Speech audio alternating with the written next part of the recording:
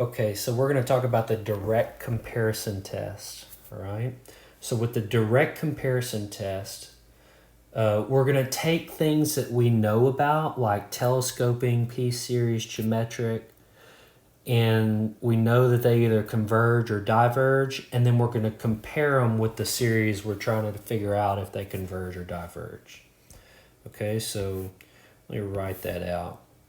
So we take things we know. What do we know? Not much, right? All right. Telescoping, P-series, and geometric. That's what we've got right now in our wheelhouse. Okay. And, you know, we take things that we know that converge or diverge, and then we compare them, all right? And we compare them.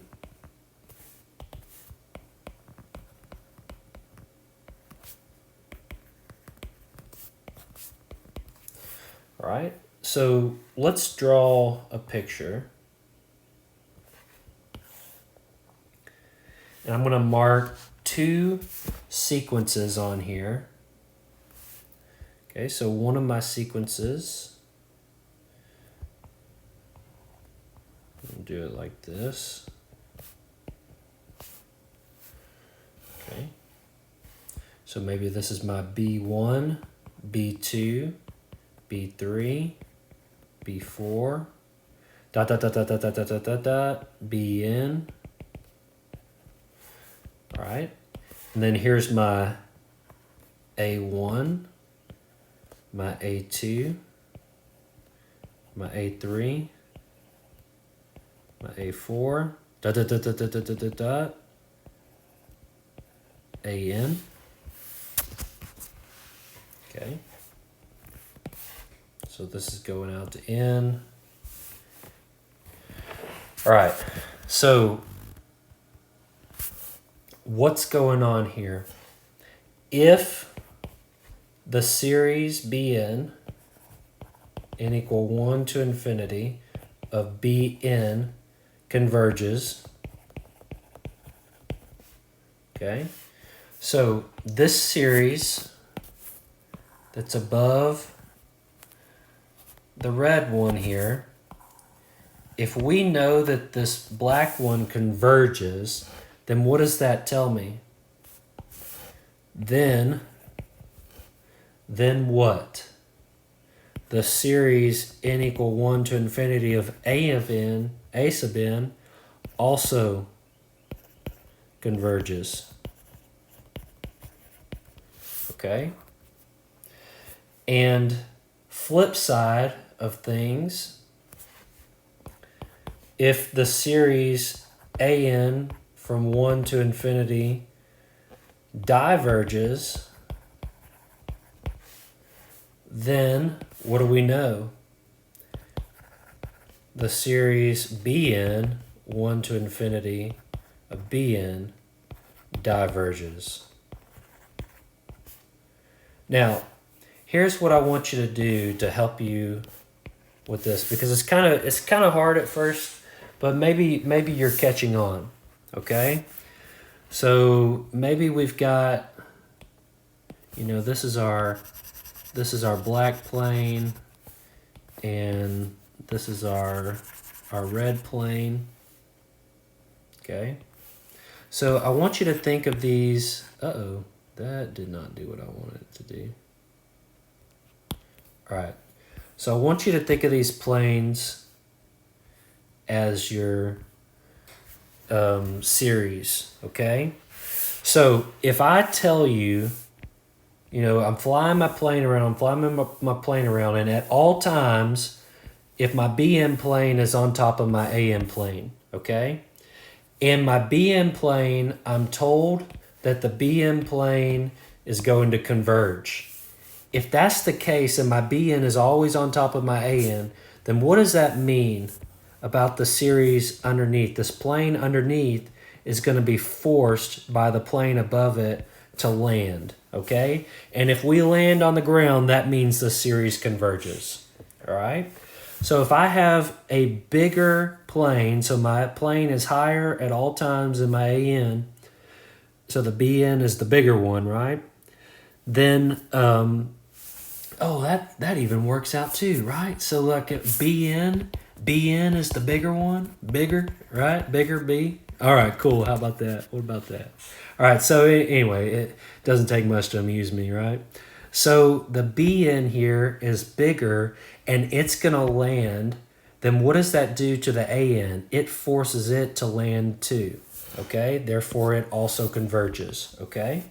Now, on the flip side, if the AN is smaller, right? The AN is smaller than the BNs for all the terms, right? So if the AN is smaller than the BN, but we're told that the AN diverges, meaning that it's going off to infinity, right? The sum is getting bigger and bigger and bigger, even though the sequence might be going to 0. The sum is diverging. If the AN is diverging and the AN is always smaller than the BN, what does that tell us about BN? The BN has to fly off to infinity too, because the AN is pushing it upward. So if AN, the smaller one, diverges, okay, if the smaller one's going to diverge, then that tells me that the bigger one has to diverge, okay? So that's what's going on there with the direct comparison test. So think of the AN, the sum of the AN and the BNs as airplanes, okay? So if you see something that you think converges, all right? So you're thinking, all right, I'm looking at my ANs, and I think that it's going to converge. Then how do you run the direct comparison test? You pick a series that you know converges, because you think the AN converges. You want to pick something that you know converges, but it's bigger than the AN for all the values. And if you know the bigger one converges, then the smaller one converges and you got your answer. But if you're looking at the AN and you think, man, that AN diverges. That's what I'm thinking. The AN diverges, okay? Then what you want to do is you want to pick a series that's smaller, right? That you know diverges, and therefore that means the bigger one will have to diverge too. So that's the game plan, and that's what we're going to try to do with our direct comparison test. All right, so the direct comparison test, and when we're going to talk about the limit comparison test in a little bit, is challenging in that you need to come up with a series that you want to compare it with. Okay, so here's your example. Use direct comparison test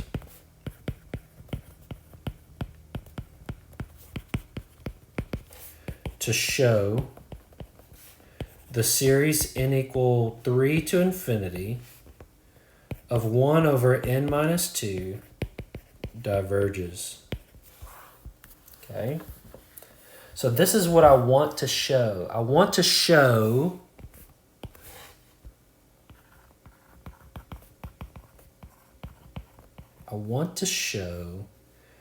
that this thing diverges. Now, in a proof class, you write want to show so much, you abbreviate WTS. Not the other one, right? Okay, so WTS, okay? So find a smaller series that you know diverges, and then if you can prove that it's smaller, then the bigger one has to diverge. If you're trying to show something diverges, get a smaller series that diverges. Okay? Now, this 1 over n minus 2, what is similar to 1 over n minus 2? Well, it looks like the bottom degree is a degree 1. So maybe like series, n equal 3 to infinity 1 over n. Look, 1 over n is also a degree 1. But what do you know about 1 over n? It diverges by the p-series. By p-series, p equal to 1. okay? And if you want to put p less than or equal to 1, that's fine too, okay? So you write out why it diverges, telescoping, p-series, geometric, whatever you got to, right? And let's see if this is actually smaller, right? Is 1 over n less than 1 over n minus 2? Okay, this is for what? For n greater than or equal to 3. That's where we're starting, right? If n starts at 2, then I'm dividing by 0, and that's no good. So is this a true statement? Okay. Well, for one, we know this is positive since n greater than or equal to 3. Okay, so 1 over that, that's going to be positive, okay? So what does that mean? That means by our inequality that n minus 2 is greater than n. Okay, we do the reciprocals, we flip them. Remember that thing we talked about in a previous video? Okay, is this true? This is true for n greater than or equal to 3, right? So I know n is greater than or equal to 3. Okay. So let's see here. Okay. So if I know n is greater than or equal to 3, n minus 3 is greater than or equal to 0. So n minus 3 is less than n minus 2, which is less than n, which is greater than 0. So I think we just proved it right there, okay? So that's what we're looking for. Sometimes it's easier to start here and then end here, okay? Like working backwards here can be challenging. So if we start here, I have an n minus 3 here. I know I eventually want an n minus 2 and an n, right? I see those there. And then I use my inequality here. This is 1 over n less than 1 over n minus 2 for n greater than or equal to 3. This is what we have to show. You have to show that. So that's the hard part of the direct comparison test. That, and then, not so much is figuring out, what's smaller and also diverges. But once we have that, we say, therefore, by the direct comparison test,